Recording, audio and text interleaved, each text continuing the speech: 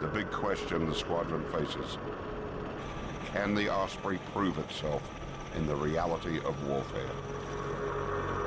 Among the most expensive aircraft of its type ever invented, the Osprey cost more than $20 billion to develop. The price tag for 458 of them, more than $50 billion.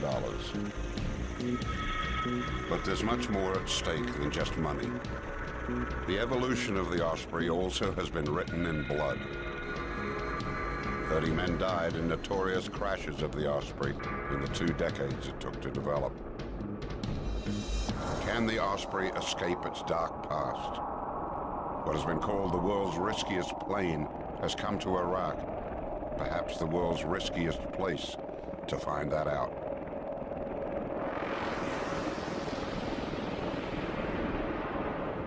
When you're trying to advance, when you're trying to do something revolutionary and bring a tremendous capability like that, it's not without pitfalls and risks.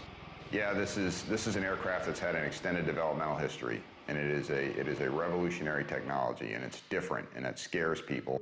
The squadron's assistant operations officer, Major Wes Spade, is on his second tour in Iraq.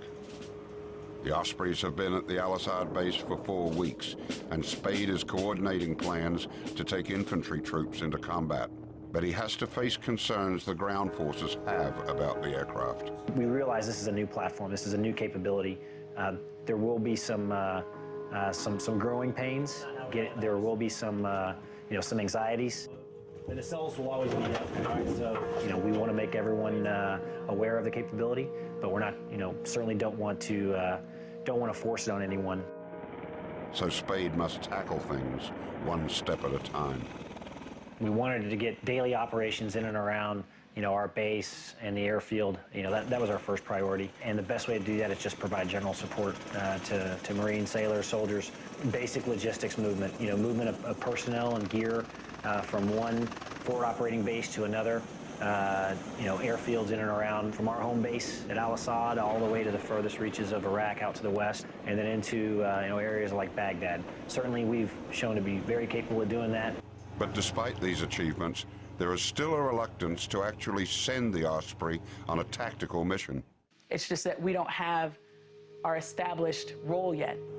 We knew coming in, we could think we're going to do certain things, and we prepared to do certain things, but you never really know what exactly you're going to do until people start asking you to use it. The job is find out, because you support the infantry, the ground combat element, what do they want? How do you get them what they want?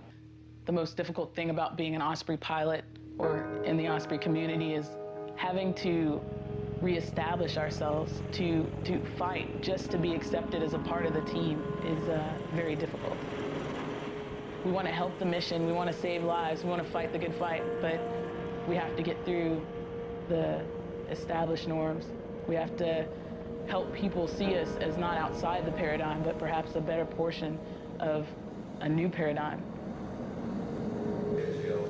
The commanders and pilots know they have a great opportunity here to prove the Osprey and its capabilities. But they also know that the stakes are high. A failure now could doom the aircraft's future.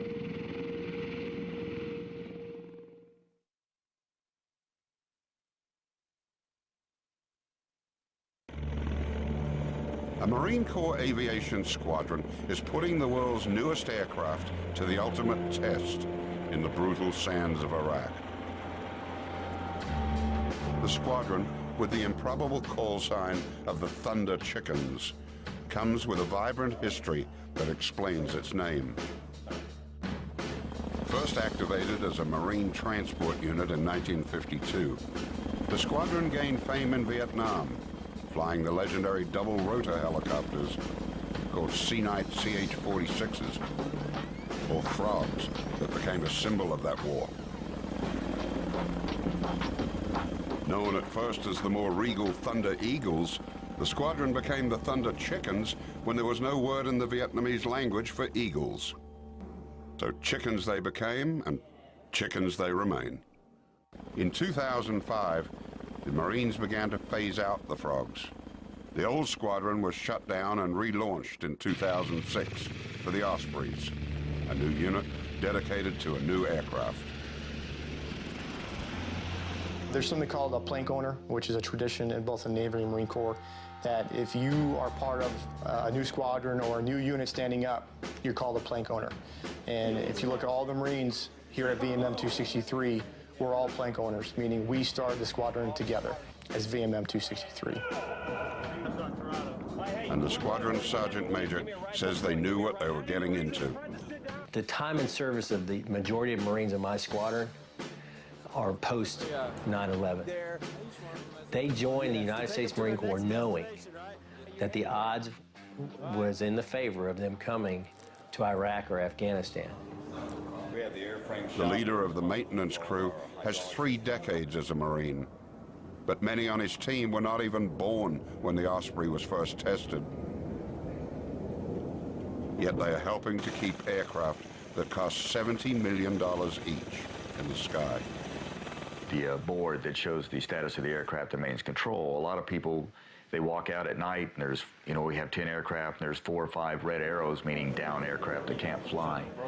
And they walk in the next morning and there's 10 green or blue arrows, means they can fly. And to them, it's just a magic transformation. They forget that there's, 80 or 90 human beings out there, whether it's hot, whether it's cold, whether it's raining, whether they have a hangar, whether or not, those planes are going to get fixed that night.